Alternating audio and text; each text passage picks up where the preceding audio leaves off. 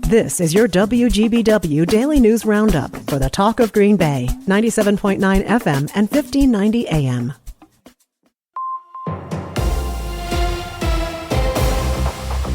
From the 97.9 WGBW Newsroom, I'm Connie Fellman with this local news update. Green Bay Packers leave Pittsburgh with a win for the first time since Bart Starr was quarterback in 1970.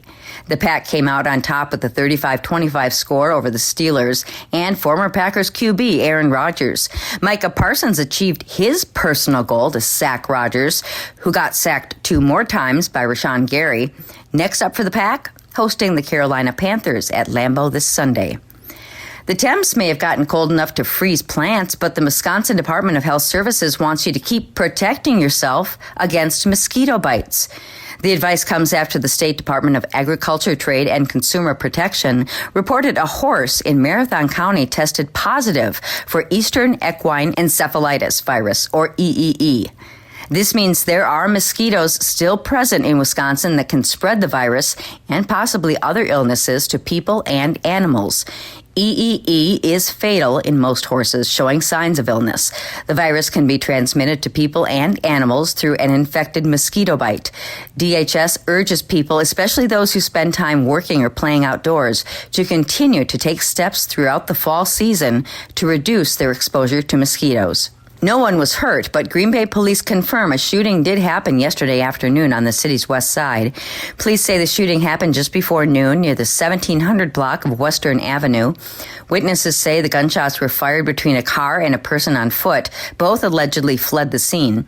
If you have any information, police are asking you to contact them, use the tip line, or call Crime Stoppers. One person is dead after a water tank exploded early Saturday morning in Door County. Egg Harbor fire officials say flushing water lines to winterize Harbor Village Resort and Campground caused a 3,000-gallon water tank to explode. Around 7:45 a.m., investigators found a body outside a storage building that was partially destroyed by the explosion. Authorities have not released any information about the person who died. Later the same morning, Winnebago County Sheriff's deputies found a man's body floating near a boat launch on Lake Winnebago.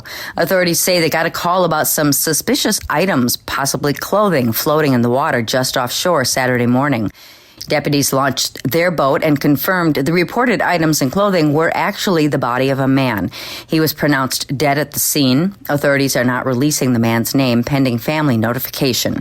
Green Bay police collected a record nearly 300 pounds of unwanted medications during Saturday's Drug Take-Back Day this weekend. Police say officers took in about 275 pounds of unused and expired medications between 3 separate drop-off sites.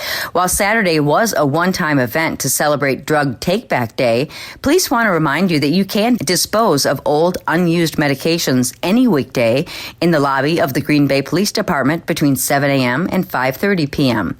With news at the top and bottom of the hour all day and on demand anytime at WGBW.FM, I'm Connie Fellman, 97.9 WGBW News.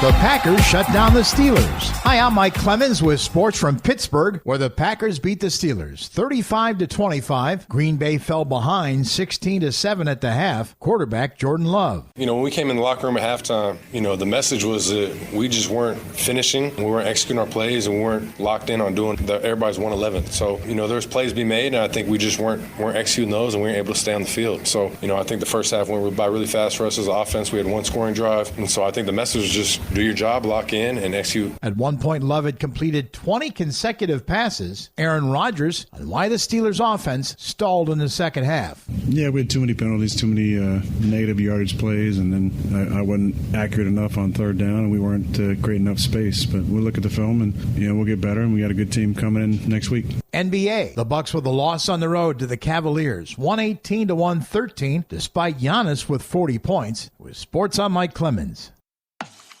That's your WGBW Daily News Roundup from Civic Media. Subscribe to this podcast on Spotify, Apple, or wherever you find your podcasts. Find more news at WGBW.FM.